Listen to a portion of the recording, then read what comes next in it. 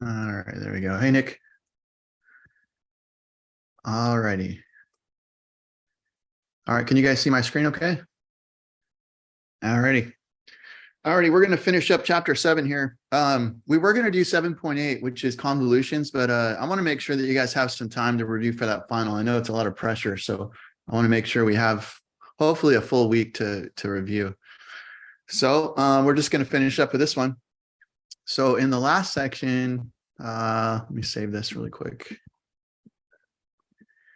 In the last section, we talked about transforms of discontinuous functions. We're going to use some of this stuff in this section, particularly step and window functions.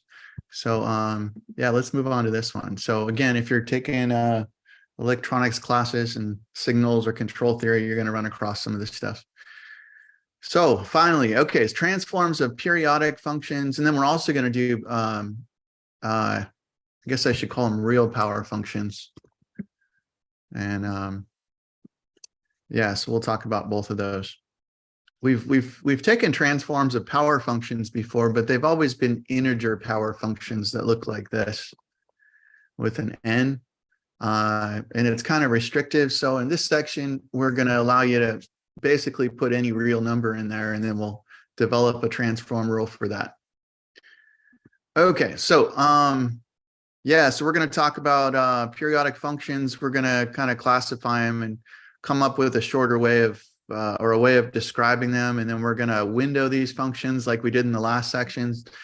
Then we're going to talk about how to take their transforms, and then we're going to kind of veer off a little bit. We're going to take the transform of a power series. We're moving into power series in the next chapter, so it's good that we're getting some initial exposure to this.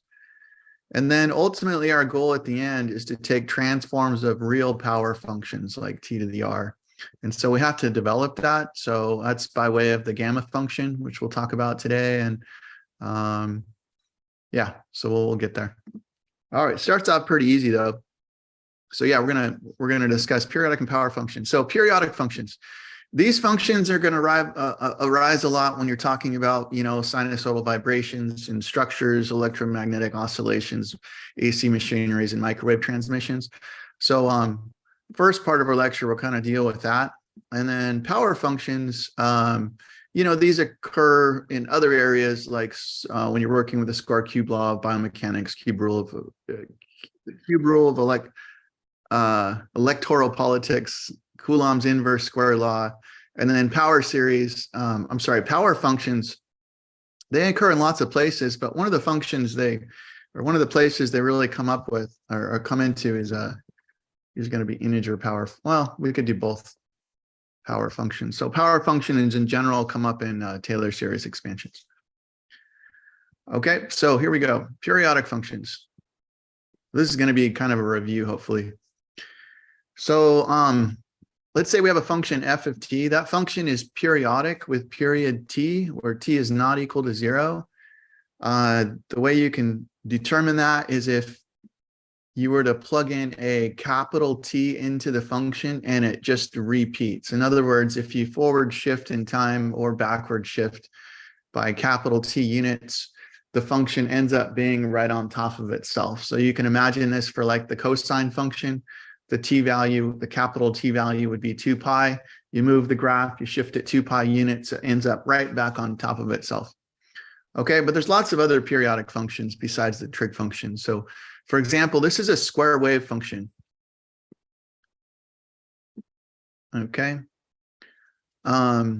So you'll notice that it's basically jumping up and down between a value of -1 to +1 to -1 to +1. And it's not defined on the integers anywhere. It's undefined at -1, 0, 1, 2, 3, so on and so forth. But this right here is a periodic function. Okay. So the way you determine its period is you'd figure out the length of an interval you would need to shift this by so that it lands right back on top of itself. Okay, so is it clear that the period of this guy is 2? All good? Okay, it's not 1, because if you shifted this 1 unit, it wouldn't land on top of itself. So yeah, you've got to go through 2 units either direction. All right, so yeah, one thing that is important to note here is if you're interested in a periodic function, it just keeps repeating. So, I mean, in a sense, you don't really need to look everywhere. If you're interested in describing the function, you only need to look on one period, and that's enough to kind of describe the whole thing. So we're going to exploit that fact. So, and we're going to do that by windowing a periodic function. Okay, so it turns out that when you window a periodic function on one of its periods, it's really useful when trying to find the transform of the function. Okay, and we'll get to that shortly, but it turns out all you really need is one window for periodic functions, and then there's a formula that we'll develop. Okay, so let's say you have a function that's periodic with period capital T. So we could say that the associated periodic function, we're going to designate it with we're going to take our f and we're going to put a subscript capital T there. So this is like the associated periodic function. And what it is it's just a windowed version of f where we turn it on at 0 and turn it off at t. That's what that means, right? The unit window function. Okay, so in this case, if we wanted to maybe write out the description for what this is, there's our windowed periodic function. So what it is by definition, you remember the definition of that guy? It's just that, right? It's the difference between two step functions. Okay, so it turns on at 0 and turns off at t, and you put a minus there between. That's the definition of a windowed, the windowed unit step function. Okay, now minus 0 isn't really doing anything for us, so we could just write u of t there. Okay, so sometimes you might see it expressed like that. Now, we should be able to at least express it as a piecewise function, or at least in that form. And, you know, this is, the function is going to be 0 to the left of 0. And then in between 0 and capital T, the function is turned on. And then if you're to the right of capital T, the function is turned off again. Okay, so we could look at an example. Let's say that we're considering the cosine function. That's a periodic function. It goes on forever from -infinity to infinity. But we know the cosine function has period 2 pi. So let's create the associated windowed periodic function. Okay, so I'm just going to take the function. Usually we designate that with a subscript capital T, just to designate that's the period. And then all you have to do is take your function and then just make sure you turn it on within the period. I can't highlight it, but you get the idea. It's only on from 0 to 2 pi. Okay. Yeah, we always go 0 to t, so it always starts at 0 and ends at t. We're not going to look at the other ones, although it really doesn't matter. You could choose any of them that you like. So here's the graph. So this would be the graph of the original function cosine t. And then if we look at the associated windowed periodic function, it would look like that. That okay? All right, and that's the notation that we use for it. It's shorthand, that way we don't have to write that capital pi symbol. All right, so now that we've got windowed periodic functions, we're going to use them. It turns out that those are really useful when you're trying to find the transform of a periodic function. So let's go back to, let's say we have a function that's periodic. And let's say that we happen to know the period is t. And let's say also that the function is piecewise continuous on 0 to t.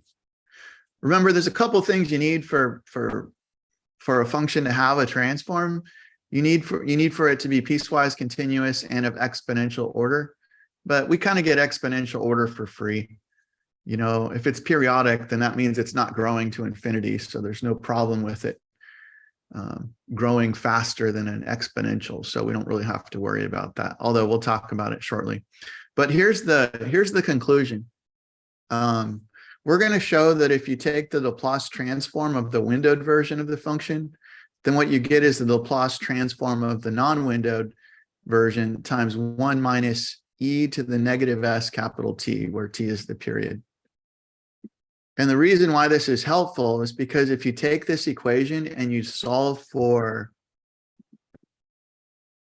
this guy, move this to the other side, then what you have is a formula for the Laplace transform of f of t, the entire function f of t.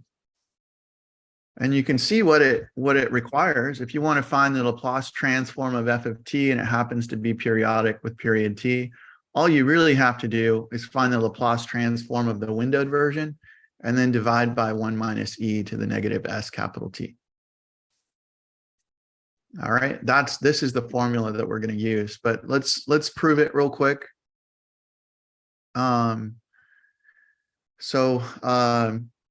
You know, let's start off with our windowed version. Let's prove this one first. Once we get there, we'll get this one for free. So let's work on this one. Let's see. Let's start by constructing the windowed version of our function. Okay, so that would be f sub capital T. All you do is you take your f of t and slap in the unit window function next to it with the range of 0 to t. By definition, we turn on the function at 0 and turn off the function at capital T. Okay, you can push the f of t to each part. Push it to there and push it to there. And then we have a nice expansion. All right, now what else do we know? Well, we know the function is periodic, right? That's given. So if it's periodic, then that must mean that f of t equals f of t minus capital T. Or plus capital T, it doesn't matter, right? We're going to use the minus capital T. It ends up working nicer for our purposes, but it's the same thing. So what that means is I can take this f of t right here, and I can just replace it with f of little t minus big T. So I'm just going to take that guy, replace it, and then what I've got is this guy. You might wonder why we did this. Do you remember on Monday, we talked about a formula for taking the Laplace transform of the product of a shifted function and a unit step with the same shift? We're just going to use that rule. Okay, so here we go. Let's take the Laplace transform. Okay, so that's the Laplace transform of f of big T. All right, we're going to take our f of big T and we're just going to, f sub big T, and we're just going to plug it in. There. All right, by the linearity of the transform, we can push it through that difference right there. You guys following okay? All right. Now this guy on the left, you know that u of t is not really doing anything for us. Does anyone know why that we can just drop that off? Why can we just drop the u of t?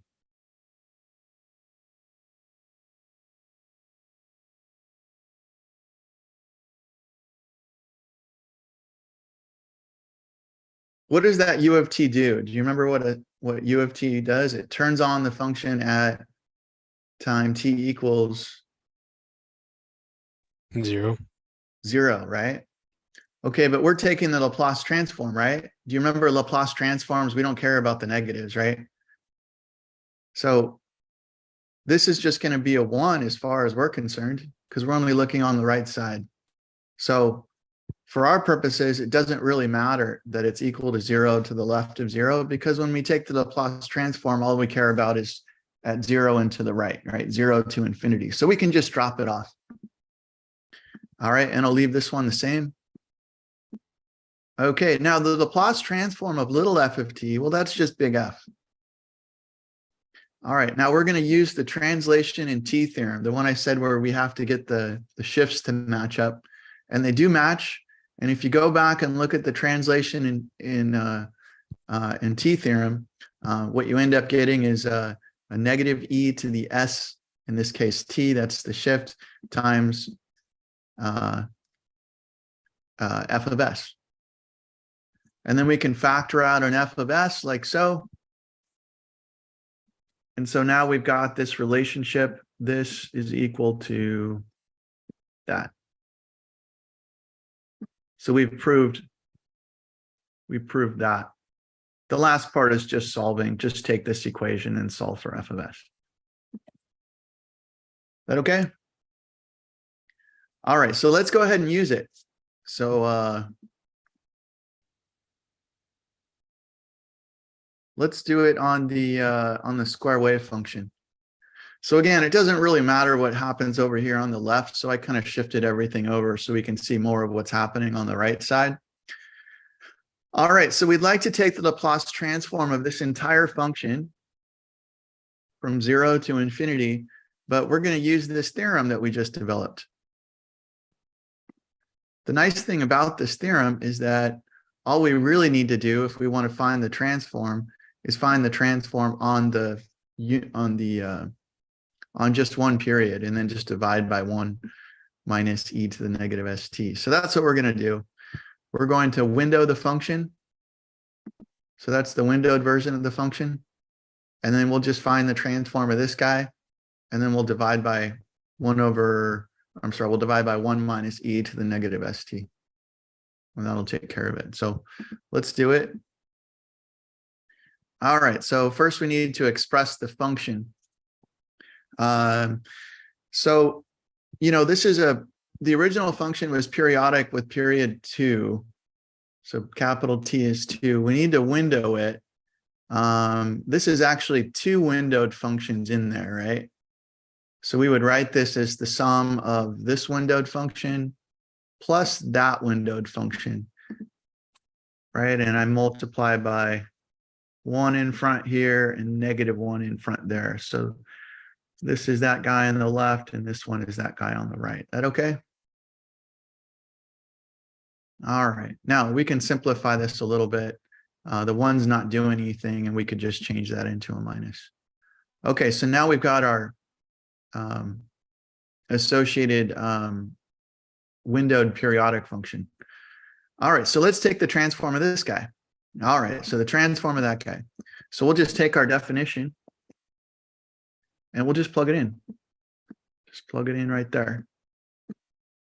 Okay, so by the linearity of the transform, we can push it through that minus.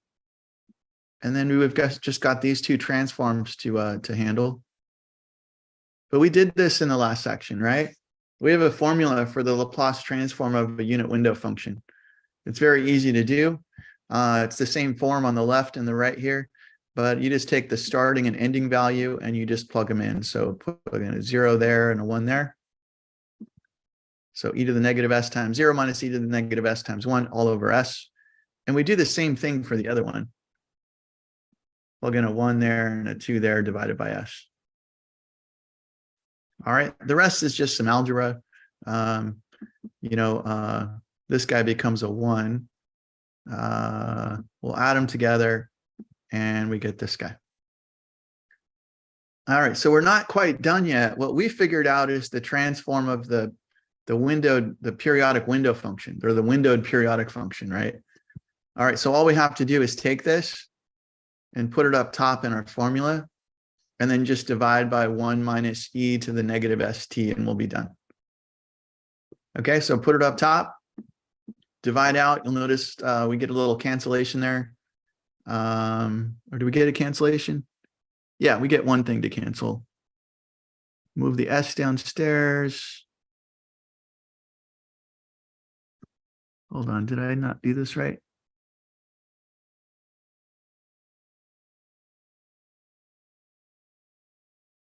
Yeah, this should be a squared right here. Is that right? Oh, never mind. No, it's right. There's a 2 right there. So when you factor it out, you get a plus or minus one of these. So yeah, that looks good. That okay? You can work through the specifics of the algebra later if you like. All right, so we work through that one. All right, so now let's move into some power series stuff. We're just going to do one problem. I do know you guys have something like this on your homework, and I've already got a question on it. So do your best, and I'll help you on that one if you like. All right, so when you're finding the Laplace transform of a power series, A power series is basically made up with a bunch of those guys, right? If you think about what a power series is, it's made up of a bunch of powers. So we're going to end up using this rule. This is a known transform rule. I think we proved it, I don't know, back in 7.2 or 7.3. It's in your transform table. Of course, it only applies when n is a positive integer, like so. All right. So here we go. We're going to find the Laplace transform of this function. So first of all, that's not a power series, right? Okay, so I'm telling you that there's going to be some power series in here. Now, the problem, oh, I'll show you the graph too. If you were to graph this guy, like if you plug this in Desmos, what you would get, let's see, this part upstairs, it's piecewise, right? So everywhere not equal to 0, we would graph sine of t over t. And if you plug that into Desmos, what you'd get is that function. Do you notice there's a hole? It should have a hole, right? If we're just doing the top part, because it's not defined at 0. All right, now the other piece of this function is we're going to define it equal to 1 at 0. So that actually works out perfectly. It kind of fills in the hole right there. Is that okay? All right, so we've got a continuous function there. It looks to be differentiable and everything. So, all right, so let's see. What do power series have to do with this? Well, the problem is we don't have a transform rule for a function that looks like this, right? I mean, even this one itself, this top piece, we don't have any rules that tell us how to take the transform of sine of t over t. So we're going to have to move it around or change it or something so that we can apply some rules. And that's what we're going to do. We're going to use power series to do that. So the first thing you want to know is that this thing does have a transform. And there's two things you want to notice in order to do that. First of all, it has to be piecewise continuous on 0 to infinity, which you can see from the graph, it clearly is. It's continuous, right? It's stronger than piecewise continuous. And then it also has to be of exponential order. And all that means is it can't grow to infinity very fast. And this one's definitely not even growing to infinity. It's actually diminishing to 0. So it definitely has exponential order. So if you want to dig into that, you can. It's just a quick proof, but you can just see from the graph. Okay, so like I said, there's no rules really for finding the transform of this thing. So what do? Well, we're going to go back to Calc 2, and we're going to use, we're going to go back to Calc 2, and we're going to use a known Taylor series expansion, and we're going to focus on the top first. All right, well, I do see a sine of t in there, and so that's indicating to me like, well, why don't we write down the Taylor series expansion for sine t at 0. Okay, this is something that you guys proved in Calc 2, and I realize it's been a while. You probably don't remember how you did it. That's okay. Just take it as fact for right now. We'll talk about it later in the next section. Okay, by the way, there's no qualifiers over here. There's no restrictions. I didn't state anything over here. So because of that, that means that this is valid everywhere. On negative infinity to infinity. So for example, if you wanted to find the sine of, let's say 2, of course you could plug it into your calculator, but another way to do it would be to plug it into this, this Taylor series, and you'll get out the exact same value. It'll converge to the value as we add and subtract more and more terms. Okay, so this is precise. Your calculator is not precise. It's going to round after like 10 digits. Okay, so, okay, what does this have to do with the problem? Well, look, if I look at the top, what if I were to take this power series and then just divide both sides by t? And at least I'd have the top expressed as a Taylor series. I mean, that's something. Let's start with that. Let's take this, this known equation, which we know to be true for all reals, and let's divide both sides of it by t. Now, if you divide both sides by t, you have to put this restriction in. And the reason why is because you can't divide by 0, right? Okay. All right. So now we've got an expansion of the top. Okay. So that's helpful. Well, what about the bottom? Well, it would be really nice if we could use the same series, the same Taylor series for the bottom, and we can. Look, is it fair to say that this is true? I just used the same one to see if it would work. Does it work if I plug in t equals 0 into this thing? Do I get out 1? Yeah. And so what that means is I can replace this top one with that expansion, and I can replace the bottom one with the same expansion. So I can write the function this way. But really, what's the point of breaking it apart if they're the same? I can actually write it more compactly like this. And notice there's no restrictions now on t because I've handled both cases, t not equal to 0 and t equal to 0. Is that okay? All right. So far, we took our function and we re-expressed it as a Taylor series at 0.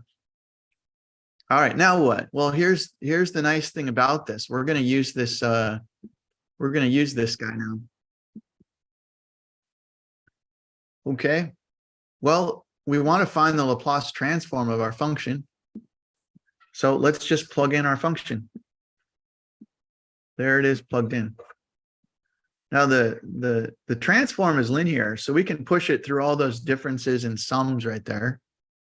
And then what you end up getting is a bunch of transforms that are in the table, or at least we could use that property on. Yeah, we can use the property on these guys.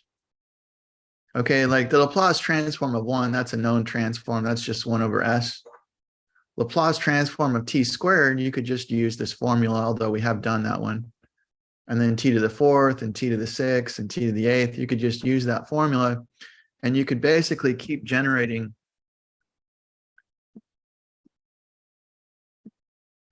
each of those transforms ad infinitum. Okay, and then we could simplify this. There's definitely some cancellation here. This 2 factorial upstairs and the 3 factorial downstairs, they reduce to just 1 over 3. And then 4 factorial over 5 factorial reduces to 1 over 5. Same thing with 6 factorial over 7 factorial. So now we've got an expansion, or we've got the Laplace transform of our function. The thing with Taylor series and power series in general is they don't always converge. So I'm going to skip this part. We'll talk about it more in the next section, but it turns out that this thing only converges for s greater than 1. So it doesn't start at 0, it starts at 1. All right, we'll talk about that more in the next section, but just take that as fact. All right, so there's our answer. It's always nice to express your answer more simply if you can. So what we'll do is we'll go back to calculus 2 and we'll look at this thing and say, is there any other way, or is there a known Taylor series that we can use to maybe transform, not transform, it's not a bad word, that's a bad word, maybe represent it as a function again, a simple function. Well, this is a known transform for arctan. You'll look that up in your table. It's valid so long as t is between -1 and 1, and it looks really similar to this. So perhaps we can substitute in a t value to get something that looks like this, and then that would be our answer. Well, since s is greater than 1, then 1 over s is definitely inside this interval. So that means that we can just plug 1 over s into this expansion for arctan, and this matches up perfectly with this. That's an exact match. So because it's an exact match, we can actually express our answer this way.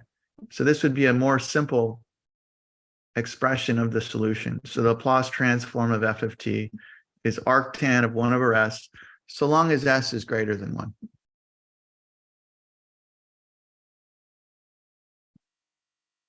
That okay?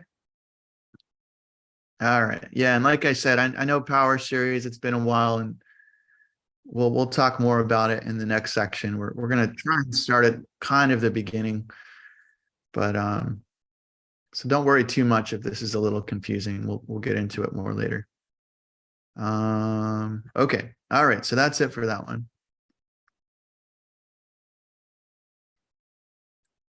All right. Next. Now our goal is to get down here.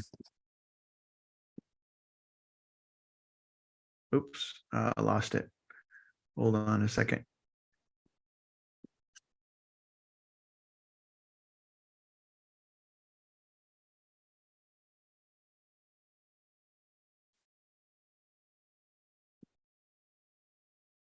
Okay, so our goal is to take the transform of a real power function. This is what I mean by a real power function, t to the r, and we want to come up with a formula for that.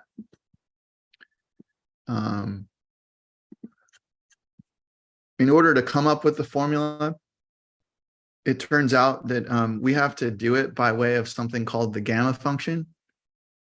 And then once we figure that out, we'll be able to develop the formula.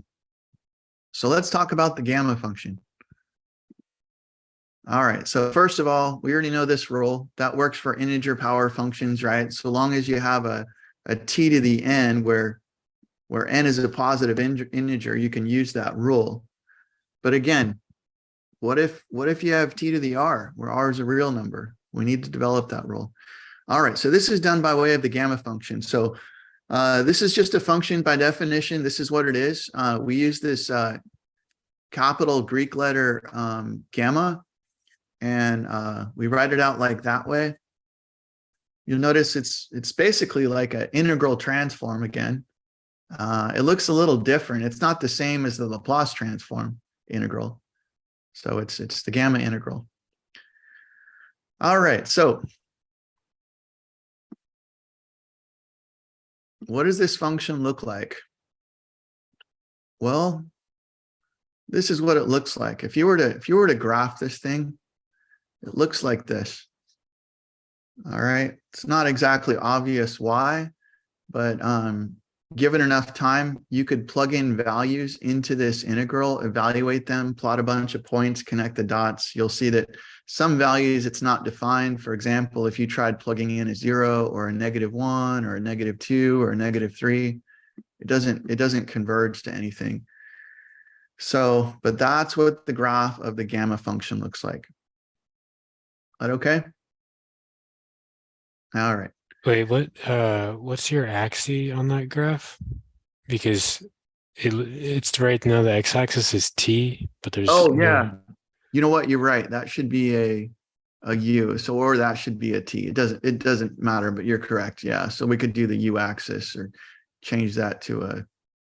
Actually, this would be the r axis. I'm sorry. So an r right there, right? Yeah, because it's a function of r. Yeah. Yeah. You're correct. Yep. Cool. All right.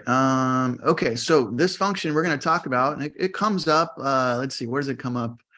I know it comes up in statistics a lot, and I know there's some other areas, like there's a gamma distribution for those of you that go on to take statistics, and there's some other stuff, but it comes in really handy for us when we're extending this this idea of taking a transform of a real power function.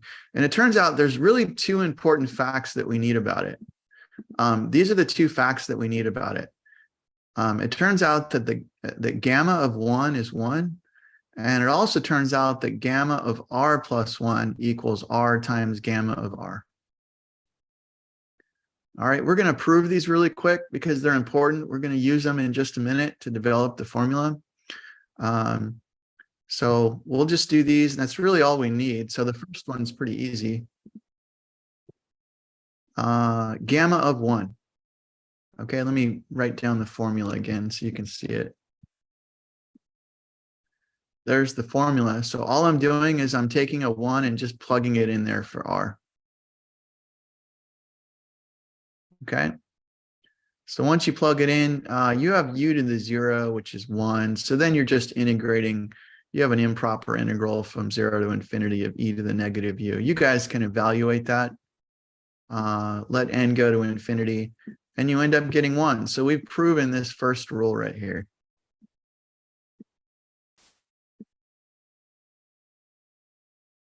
Oh, my thing's not working. Okay. Well, we've proven that first rule. That okay? All right. Now for the next one. Again, this is the definition of the gamma function. We're going to plug in an r plus 1 into this function. So everywhere you see an r, you plug in an r plus 1. That changed that to a u to the r.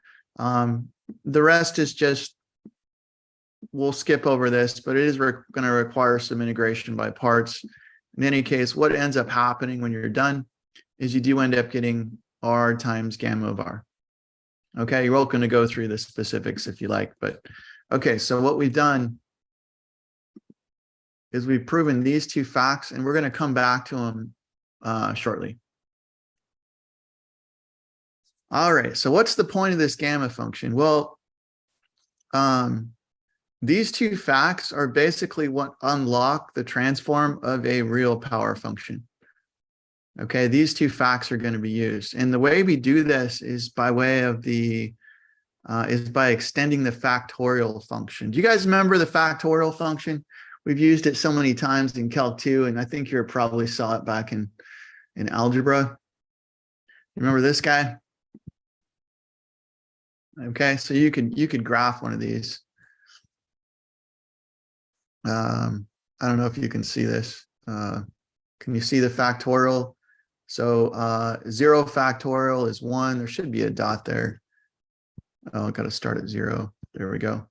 0 factorial is 1. 1 factorial is 1. 2 factorial is 2. 3 factorial is 6. 4 factorial is 24. And just grows really fast, right? 5 factorial is 120, so on and so forth. This is a discrete function, right? It's not a continuous function. It's discrete. All right, so let's review this thing, play around with it, and then I'll show you how you can use the gamma function to extend the factorial function. In fact, I'll let the cat out of the bag right now. You guys ever seen this? If you tried typing in x factorial into Desmos, it'll pop out this weird thing, which looks very much like the gamma function. It's actually not the gamma function. It's a shifted version of it, but it's pretty close. I mean, in fact, if I change this to an x minus 1, come on. Then, oops, it's x plus 1.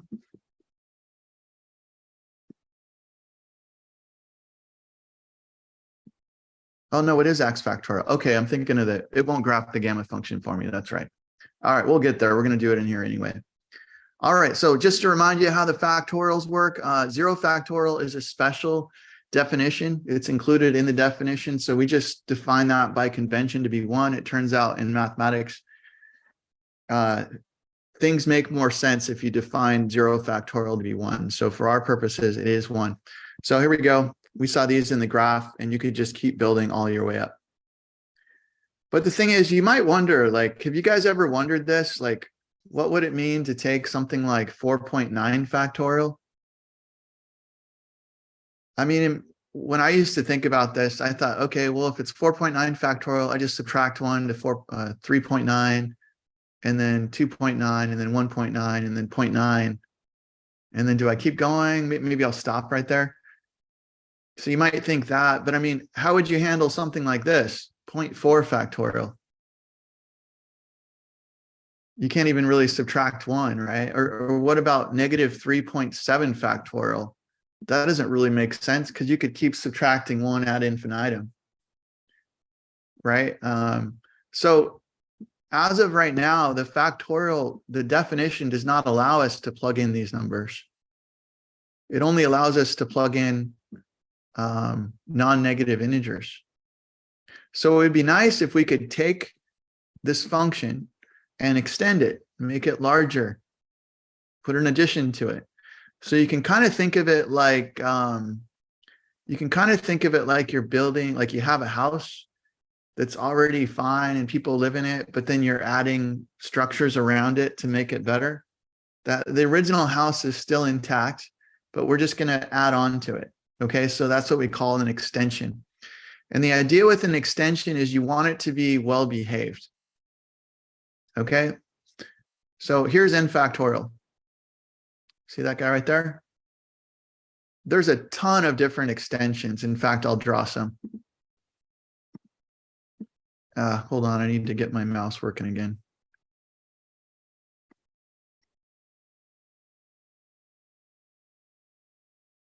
There we go. There we go. Okay. Turn this guy off. All right. So let me draw an extension for you. Basically, any curve that goes through these points is an extension by definition, right? You're just adding on to it. So let's say I had a curve that did this, and then did this, and then did this, and then did that, and then it did maybe that over there. That's technically an extension of the n factorial function. Now, out of all possible extensions that you could possibly come up with, there's one extension that has the nicest properties possible, and that's has something to do with the gamma function. Okay, so I'm going to graph the gamma function. So here's the gamma function. All right. So the first thing you want to notice is these really don't look related at first, right? They don't look related at all. However, what if we shifted the gamma function by 1 unit to the left? Okay, so rather than graphing gamma of r, I'm going to replace the argument with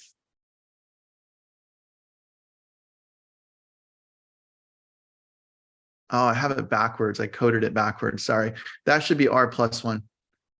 There should be pluses right there. So in any case, it does line up perfectly. And if it lines up perfectly, then that means that gamma of r plus 1, the shifted gamma function, is equal to r factorial if we restricted r to be just on the integers from 1, 2, 3, so on and so forth. In fact, I can include 0 there too. That okay? All right, now this isn't really a proof because we did it graphically, so technically we really have to prove this, right? But it's a real easy proof because we already did the heavy lifting. The proof goes like this. Start on the left. Let r be any non-negative integer, or what should I say? Non-negative integer, yep. All right, let's let gamma of r plus 1, start with that. All right, this was our first rule, right? For the gamma function, gamma of r plus 1 equals r times gamma of r. All right, but we can just use the rule again and pull out another one. Just subtract. So you have r minus 1 times gamma of r minus 1. Just use the exact same rule and just knock it all the way down until you get to a gamma of 1. And the other rule that we learned was that gamma of 1 is equal to 1. So we can stop right there. So what we've got is r factorial. So gamma of r plus 1, which is this integral, this weird integral, right? Integral transform. It's the same thing as taking r factorial so long as r is a non-negative integer. So this proves that indeed the gamma function, the shifted gamma function, is an extension of the factorial function. Is that okay? All right. All right. So what can we do with this thing? Well, now we can evaluate factorials that we couldn't really do before. For example, if you wanted to evaluate 4.9 factorial, you plug in a 4.9 there. We don't really have a definition using the old one, but now that we've extended it, you would just plug in a 4.9 there. That's a gamma of 5.9. And then just use the definition, plug in your 5.9 into the definition of the gamma function, evaluate that integral, and you get out about 101.27. Okay. By the way, this is a pretty nice number, 101.27, right? It's in between 4 factorial and 5 factorial. 4 factorial is 24 and 5 factorial is 120. Is that right?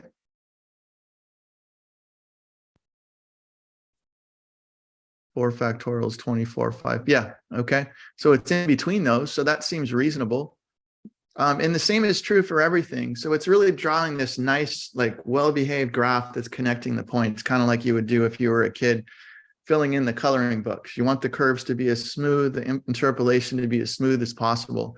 So what's nice about this is all of these answers, or at least the ones that are up here, are going to feel fairly intuitive. For example, 3 factorial is 3.1 factorial is 6.8126.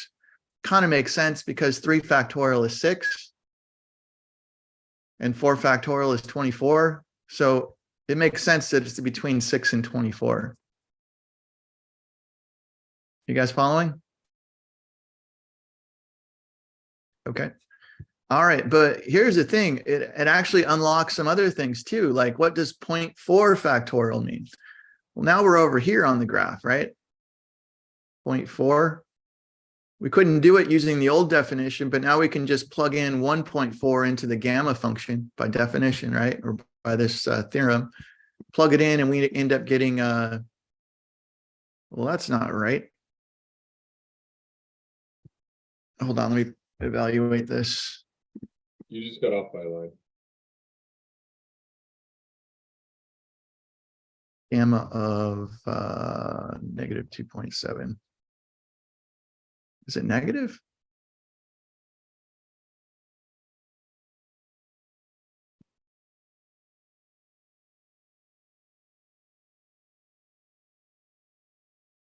What am I missing here? +1, negative 2.7. Seems positive to me. I might have to clean this up. What did I do wrong here? Professor, you're looking at two different problems. You were looking at 0.4 and then you skip down to the negative 2.7. Does that make sense? Oh, You were showing us the graph on 0.4. okay. But even this one, oh, you're right. I'm sorry. You're right. Yeah. Thank you. Yeah. 0.4 is over here. So yep, you got it. All right. So if we're over here at, okay, you're right. Negative 3.7 factorial. That's gamma of negative 2.7, which is way over here. Yep. Thanks. That was Antonio. So then you're down over here in the negative direction. So that makes sense. All right. Okay. So, however, there's some numbers you can't plug in. For example, you can't take -4, and you got to use parentheses around these, by the way, all of them, because if you write it this way, then you're only taking the factorial to 4. So we need to take the factorial of the entire thing, which is the same thing as gamma of -3. When you plug in a -3, this integral cannot, it doesn't converge. Okay, so it's undefined. And we kind of know that from the graph. You can see the asymptotes right there at all the negative integers. Okay. So yeah, so that's one thing it's useful for. Another thing is, let's say we're going in the other direction. Let's say that we wanted to evaluate gamma of 5. Let's say I had a homework problem. I ask you to evaluate gamma of 5. You know, the long way to do it, of course, would be to plug it in the integral, do integration by parts, and evaluate. But now that we have this relationship, we know that gamma of 5 is equal to 4 factorial. So we can use it in this direction to save some time when our input happens to be a positive, non-zero positive integer. Okay, so you get 24 much quicker. Is that okay? All right, so in summary, we've extended the factorial function. It's a shifted gamma function. All right, so why do we talk about this? Well, this basically allows us to take the transform of a real power function. So you guys remember this rule, right?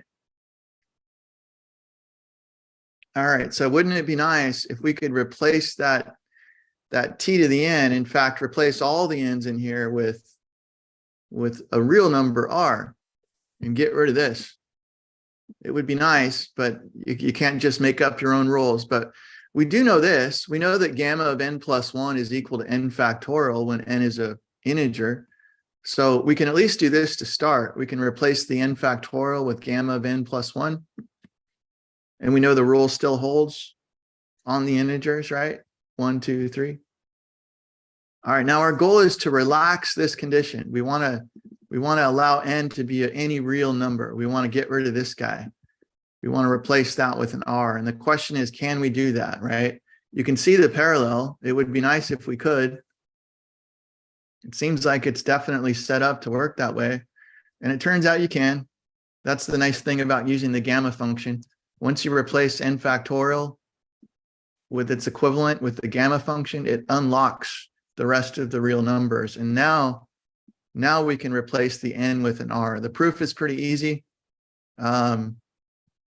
Let r be a real number. Then when you take the transform, by definition, it looks like this, t to the r. So we'll just do a u substitution, let u equal st. That means t is equal to u over s, dt is equal to 1 over s over u. Rewrite the integral with those substitutions. Everything kind of works out nice. The integrals in terms of u, so we can pull out the s's. Those are constants as far as the integral is concerned. And then we're just left with this integral over here. But that's just gamma of r plus 1. By definition, that's what it is. So what we've done is we've proven this transform rule. Okay? So now that we've proven it, we can use it. All right, so just about done here.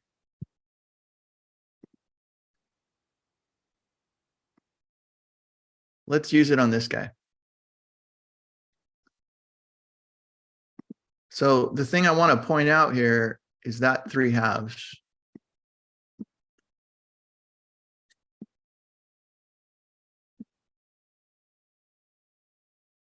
That 3/2 is why we can't use our old rule, right? If that was like a 2, we could just use our old rule.